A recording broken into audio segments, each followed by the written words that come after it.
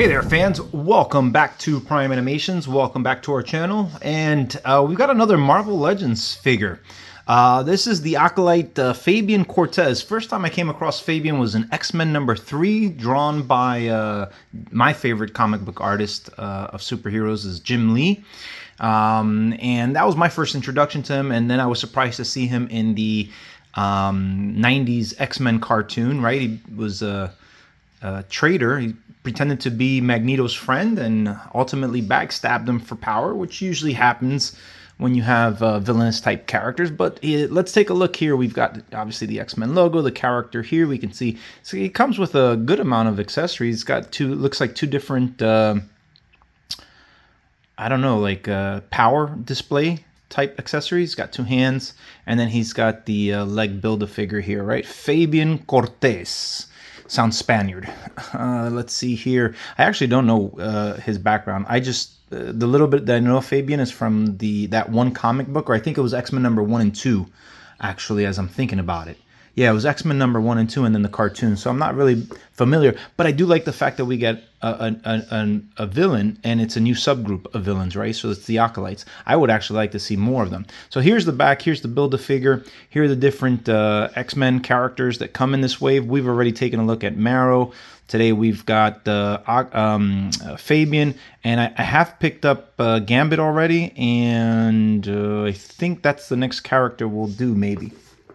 So nothing here on the side, the logo up at the top, nothing much at the bottom. Let's crack them open. Let's get into it.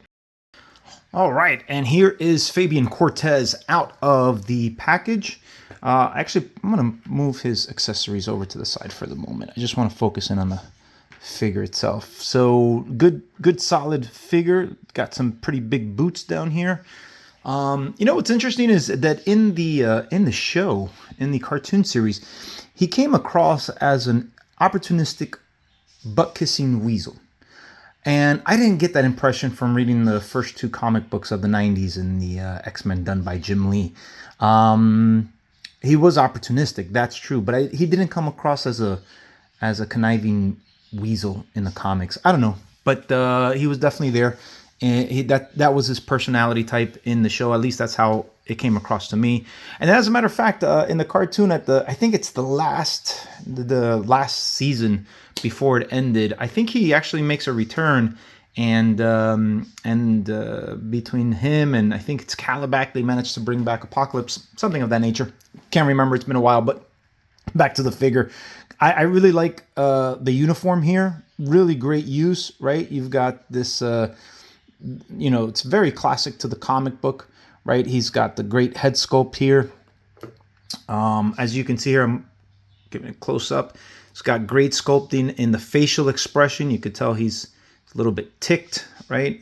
He's got this, I don't know what this Technoguard thing is here on the side. I don't know what that's used for, but yeah, it's comic accurate, right?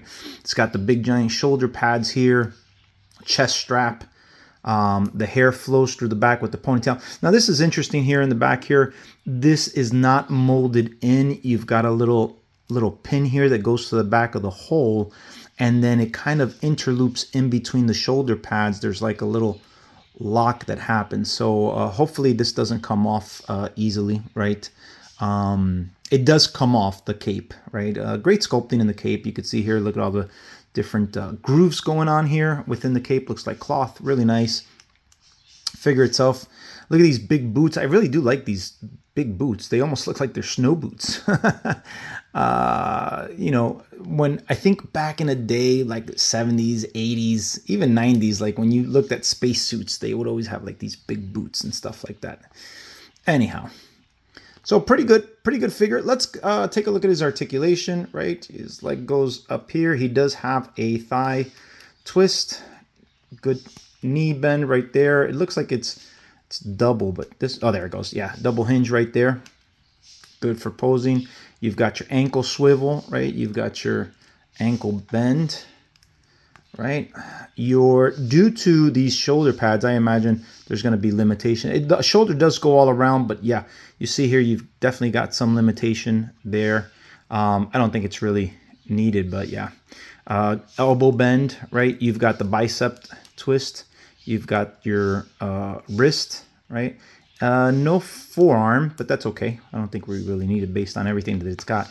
It does have an upper body bend, and then you've got your waist twist, and then you've got, you know, your head rotation there. So I think it's solid, actually, as far as like articulation goes. I think it covers everything you need.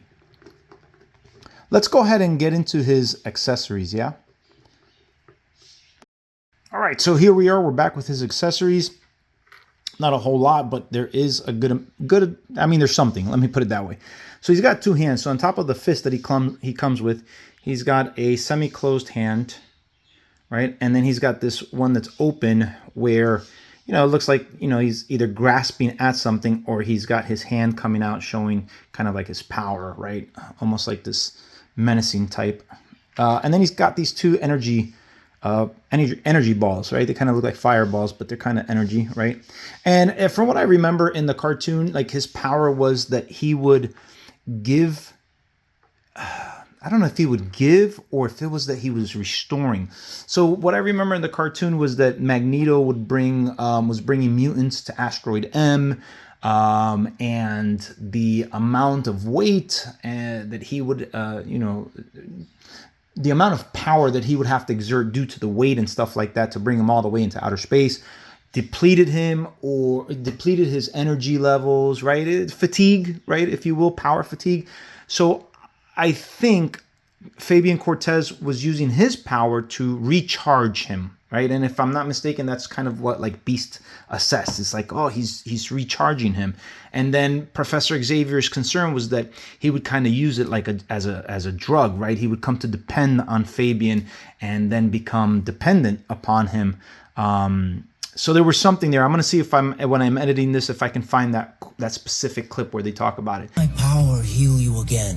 Does not appear to be healing Magneto so much as recharging him. Yes, I fear Magneto may come to depend upon. But then at the same token, when he finally betrays Magneto, he then does the opposite, where he drains him of his power to the point where Magneto almost fades into nothingness, right?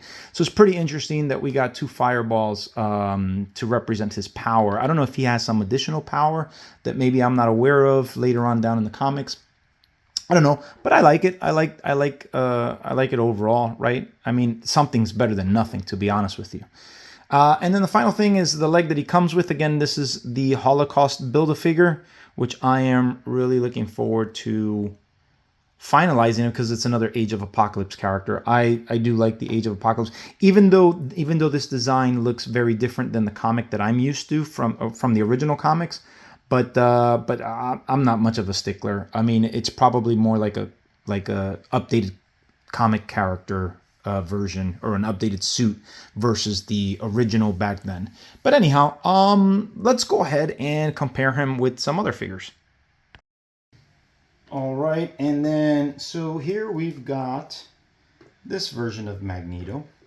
It's not your typical red and purple suit, but I thought it would be interesting because this kind of looks a little bit more, I don't know, villainous. If I can get him to stand. Cape is wearing him down. All right. There we go. Got him to stand. All right. So yeah, there we go. We've got Magneto and his, I don't know if I want to call him a servant or whatever the case may be, right? Is Fabian Cortes, the traitor. I'm going to put his, I'm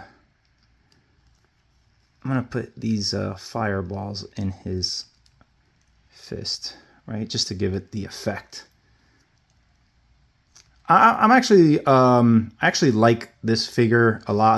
I like the character. He's, you know, I want to see, actually, I like the subgroup more so, right? I'd like to see a little bit more of the Acolytes. I think there's another guy named Chrome, where the guy he just changes like different materials, right? In the cartoon, he's seen like playing around with a statue and changes the statue to different minerals, right? Gold, silver, whatever. And then he can do that the same thing with people. Pretty interesting. I'd like to see him. I'd like to see some of the others. as well from that subgroup. Hey, it's cool to have more villains, right, that can go toe-to-toe with the X-Men. So guys, actually, I really do like this figure. To me, it's a 9.5, to be quite frank, even though it only comes with a very limited amount of accessories, but that's just common in the X-Men Legends field. If we were talking about the G.I. Joe Classified, very different. They have an abundance of accessories, but based on what he is and who he is, I mean, this is satisfactory. But I do like the sculpt of the mold. I do like the body that they used here. The articulation is really good. It feels a little bit more than what was the last one that we covered?